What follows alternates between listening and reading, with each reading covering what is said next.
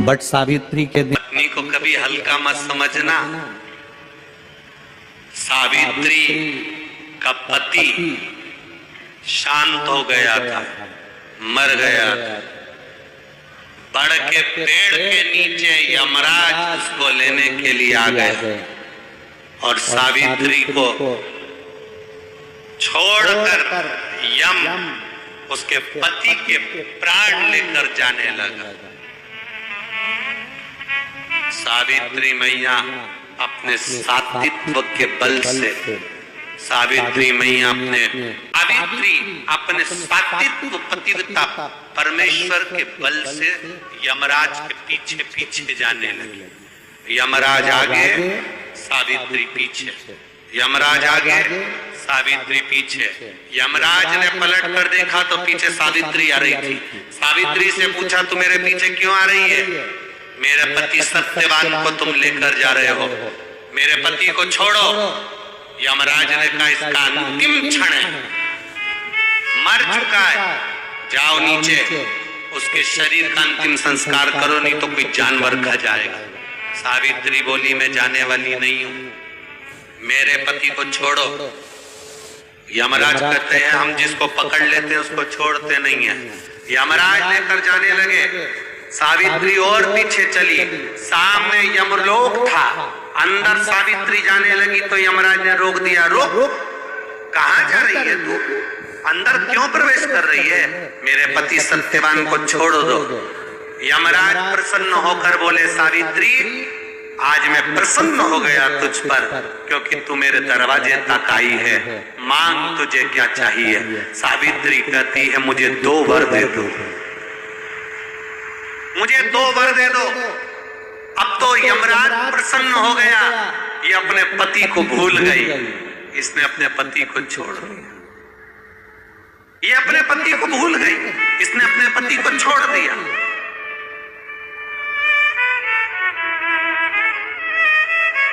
और इसने अपने पति को छोड़ दिया।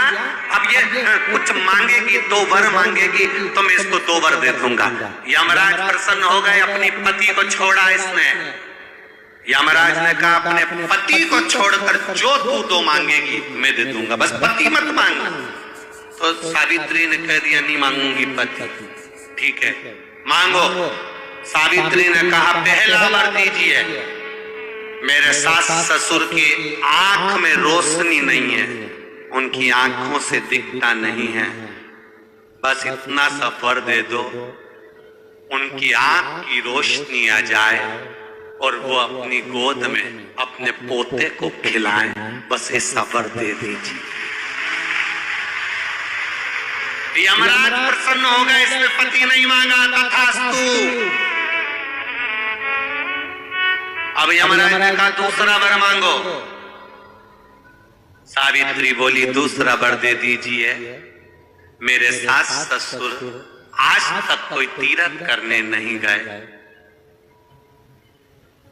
मेरे सास ससुर का जो बेटा है वो उनको तीर्थ कराए, बस ये वर दे दो। यमराज ने कहा, इसने अपने पति को नहीं मांगा, तथास्तु। अब यमराज ने कहा, जा सावित्री के कहां जाऊं? आपने कहा था मेरे सास ससुर जब आंखों से रोशनी पाए अपने पोते को खिलाएं, पति तुम ले जाओगे तो पोता आएगा कहां से? पति तुम ले जाओगे, पोता कहां से आएगा? और यदि मेरे सास ससुर के बेटे उसको तीर्थ कराए तो मेरा पति अगर तुम ले जाओगे तो उनका बेटा ही तो है, तीर्थ कराएगा कौन? यमराज प्रसन्न हो गया, उसने उस सत्यवान को वापिस लौटा दिया। वो सत्यवान सावित्री।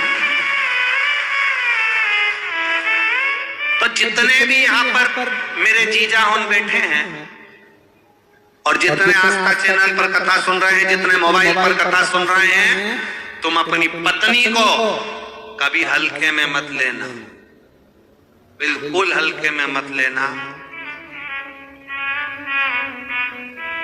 तुमसे ज्यादा बल व्रत का, उपास का, भजन का ज्यादा बल, तुमसे ज्यादा बल इनके पास रहता है। तुम सोचो कि बोल रहे हो कि मैं मंदिर में हूं, उसको बिना घंटी के घंटी बजती है दिमाग, वो तुरंत पहचान जाता। यमराज से कह रही है मेरे पति को छोड़ दो। यमराज कह रहा है सावित्री तेरा पति मर चुका है, मांग के सिंदूर को पोंछ दे। सावित्री कहती है पूरा श्रृंगार उतार दूंगी पर मांग का सिंदूर नहीं पूछने दूंगी। तब यमराज ने कहा जब तक तू मेरे अपनी मांग का सिंदूर नहीं उतारती तब तक तू मेरे पास नहीं आ सकती। भगवान यमराज से सावित्री ने कह दिया मैं भी तुझे वचन देती हूं यमराज, मेरी मांग में जब तक सिंदूर है, जैसे सीता ने लाइन, लक्ष्मण जी ने लाइन खींच दी थी और सीता पार नहीं जा सकती थी, मैं भी तुझे वचन देती हूं जब तक नारी की मांग में सिंदूर है तब तक तू उसके पति को उसके सामने लेकर नहीं जा सकता। यह भी मैं तुझे कह देती हूं। यमराज भैंसे पर सवार होकर सत्यवान को लेकर जा रहा था। सावित्री से वचन पर वचन चल रहे थे। पेड़ के नीचे छोड़कर आए। क्या चाहिए तुझको, क्या चाहिए तुझको, क्या दूं मैं तुझको, कुछ मांग ले मुझसे। सावित्री कहती है क्या दोगे आप, मेरे पति के प्राण दे दो बस वापिस, और कुछ नहीं चाहिए। यमराज यमलोक में प्रवेश करने लगा। मांग के सिंदूर में से थोड़ा सा सिंदूर सावित्री ने केवल हाथ में लेकर अपनी बिंदी पर जो लगाया, सत्यवान को लेकर यमराज अंदर नहीं जा पाया। बाहर खड़े होकर कहता है मांग ले, मैं तुझे एक वचन नहीं, तू बोले तो मैं 2 वचन दे देता हूं, तू बोले तो मैं 3 वचन दे देता हूं, तू मांग क्या चाहिए। तब सावित्री ने कहा देना चाहते हो? हाँ। अब यमराज को लगा कि लालच में पड़ गई सावित्री। तब कहा पहला वचन दीजिए, मेरे अंधे सास ससुर के नेत्र वापिस आ जाएं। यमराज ने कहा तथास्तु। दूसरा वचन दीजिए, मेरे सास ससुर अपने पोता पोती का मुख देखें। यमराज ने कह दिया तथास्तु।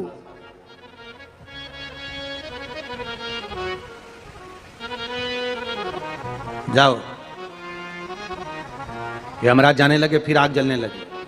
कहने लगे अब मैं अंदर क्यों नहीं जा पा रहा हूं। सावित्री कहती है तुमने वर दिया है, मेरे सास ससुर पोता पोती का मुख देखें, उनके बेटे को तुम ले जाओगे तो पोता पोती कहां से होगा, छोड़कर जाओ। सावित्री है, पति को वापिस लेकर आ गए। नारी के हाथ की चूड़ी का कलर अलग हो सकता है, चूड़ी की डिजाइन अलग हो सकती है, चूड़ी अलग हो सकती है, चूड़ी महंगी सस्ती हो सकती है, मंगलसूत्र की कीमत ऊंची नीची हो सकती है, पांव की बिछुड़ी की कीमत ऊंची नीची हो सकती है, कान के कुंडल की कीमत ऊंची नीची हो सकती है। तुम्हारे शरीर पर जितने जितने 16 श्रृंगार हैं उसकी कीमत ऊंची नीची हो सकती है। केवल मंगलसूत्र की डिजाइन बदल सकती है, नाक की लौंग की डिजाइन बदल सकती है, कान के बुंदे की डिजाइन बदल सकती है, हाथ की चूड़ी की डिजाइन बदल सकती है, पांव की पायल की डिजाइन बदल सकती है।